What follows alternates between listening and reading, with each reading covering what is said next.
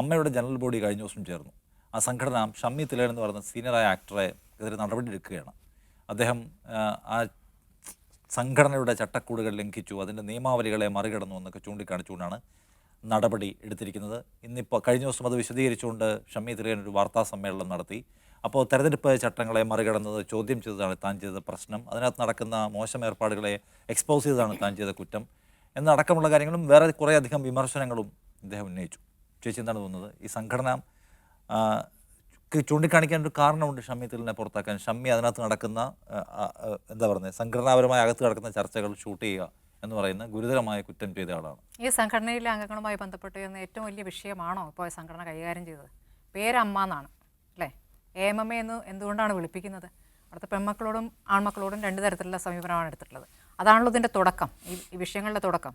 ഈ എക്സിക്യൂട്ടീവ് അംഗമായ Vijayababu general body യോഗത്തിന് എത്തുകയാണ്. അദ്ദേഹത്തെ അതിൽ നിന്ന് അദ്ദേഹത്തെ മാറ്റി നിർത്തില്ല, അദ്ദേഹം സ്വയം മാറിയതാണ്. സ്വയം മാറിയ ആളെ മാറ്റേണ്ടതില്ലല്ലോ എന്ന് പറയുന്നു. അദ്ദേഹം അവിടെ വരുന്നു. അദ്ദേഹത്തെ എന്തോട് യുദ്ധം കഴിഞ്ഞെത്തുന്ന ഒരു യോദ്ധാവിനെ പോലെ ആശ്ലേഷിക്കുന്ന കുറേ സംവിധായകരെയൊക്കെ കണ്ടിരുന്നു. അത്തരം ദൃശ്യങ്ങളൊക്കെ ഉണ്ടായിരുന്നു. അപ്പോൾ ആ യോഗത്തിൽ തന്നെയാണ് ഇങ്ങനൊരു തീരുമാനം വരുന്നത്. അതാണ് ഏറ്റവും പ്രധാനപ്പെട്ട കാര്യം. അദ്ദേഹത്തിനെതിരായ കുറ്റം എന്താണ്? ജനറൽ ബോഡി യോഗത്തിൽ വീഡിയോ രഹസ്യമായി മൊബൈൽ വെച്ചിട്ട് യോഗത്തിലെ കാര്യങ്ങൾ ചിത്രീകരിച്ചു എന്നുള്ളതാണ് വലിയ കുറ്റമാണ്. അപ്പോൾ എന്തൊക്കെയാണ് ഈ ചുറ്റും നടക്കുന്ന, ഈ ലോകത്ത് എന്താണ് നടക്കുന്നത്, ഈ ലോകവുമായി ബന്ധപ്പെട്ട ഗൗരവത്തിലുള്ള വിഷയം എന്താണ്, ഇതൊന്നും അറിയാതെ വേറൊരു ലോകത്ത് ജീവിക്കുന്ന കുറേ ആളുകൾ, അവരെടുക്കുന്ന കുറേ തീരുമാനങ്ങൾ, അതുമായി ബന്ധപ്പെട്ട പ്രതികരണങ്ങൾ, അതിനെ അത്രമാത്രമേ ഞാൻ കാണുന്നുള്ളൂ. അജിംസ്, ഇതുകൊണ്ടൊക്കെ നോക്കൂ, ഷമ്മി തിലകനെ പോലെ ഒരാൾ, അദ്ദേഹം ഈ സംഘടനയ്ക്കകത്ത് നടക്കുന്ന മോശം കാര്യങ്ങളെക്കുറിച്ച് ദീർഘമായ വാർത്താ സമ്മേളനം നടത്തുന്നു. ഇടവേള ബാബു എന്നൊരാൾ അതിന് മറുപടി പറയുന്നു. അതിനകത്ത് KB ഗണേഷ് കുമാർ കക്ഷി ചേരുന്നു. നോക്കുമ്പോൾ ഒരു വാർത്തയൊക്കെയാണ്, പക്ഷെ അതിനപ്പുറത്തേക്ക് ഈ സംഘടനയ്ക്കകത്തുള്ള കുഴപ്പങ്ങളെ ഏതെങ്കിലും നിലയ്ക്ക് സ്വാധീനിക്കാൻ, അതിനകത്തെ ഈ പറയുന്ന വലിയ താരരാജാക്കന്മാരെ, അവരുടെ പൊസിഷൻസിനെ, ആ സംഘടന ടോട്ടൽ നയത്തെയൊക്കെ സ്വാധീനിക്കാൻ ശേഷി ഈ തർക്ക വിതർക്കത്തിനുണ്ടോ?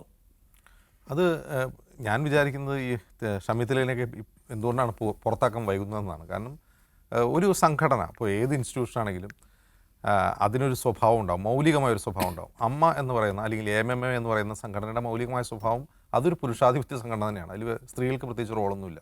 അതൊരു എന്താണ് പറയുക, ഒരു ഫാൻസി റോൾ മാത്രമാണ് ഈ നടിമാർ എന്ന് പറയുന്ന അവർക്കുള്ളത്. അതിനോട് കലഹിച്ചാണല്ലോ WCC ഒക്കെ ഉണ്ടാകുന്നത് തന്നെ. അപ്പോൾ സ്വാഭാവികമായിട്ടും ഇതൊരു ഡിസ്റപ്റ്റാണ്. ആരുടേത്? ഷമ്മി തിലകൻ്റേത്.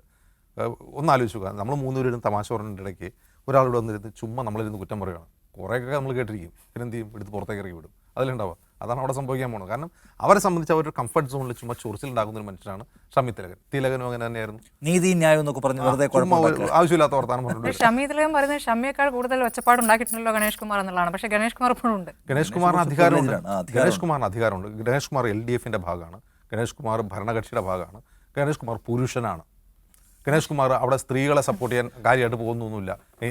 ഇന്ന് നടത്തിയ വാർത്താ സമ്മേളനത്തിൽ അദ്ദേഹം പറയുന്നുണ്ട്. പക്ഷെ അതിന് വലിയ വാല്യൂ അവിടെയുള്ളവരും കൊടുക്കുന്നില്ല. അദ്ദേഹം പറയുന്നുണ്ട്. അപ്പോൾ അങ്ങനെ അധികാരമുള്ള ഒരു മനുഷ്യൻ പറയുന്ന പോലെ അല്ല ഷമ്മി തിലകനെ പോലെ ഒരാൾ പറയുന്നത്. പിന്നെ ക്ലബ്ബാണോ സൊസൈറ്റിയാണോ എന്നുള്ള തർക്കം, അതൊക്കെ വെറുതെയാണെന്നേ. ആ തർക്കമൊക്കെ ഉണ്ടാക്കുന്നത് തന്നെ പ്രധാനപ്പെട്ട ഇഷ്യൂകളിൽ നിന്ന് ശ്രദ്ധ തിരിക്കാൻ വേണ്ടിയുള്ള കളിയാണ്.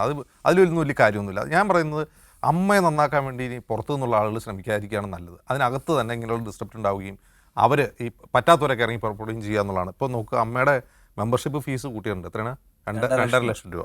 അതിൽ ആരായിരിക്കും മെമ്പർഷിപ്പ് എടുക്കുക എന്നുകൂടി ഒന്ന് ആലോചിച്ച് നോക്കുക. 2.5 ലക്ഷം രൂപ കയ്യിലുള്ളവരാണ്.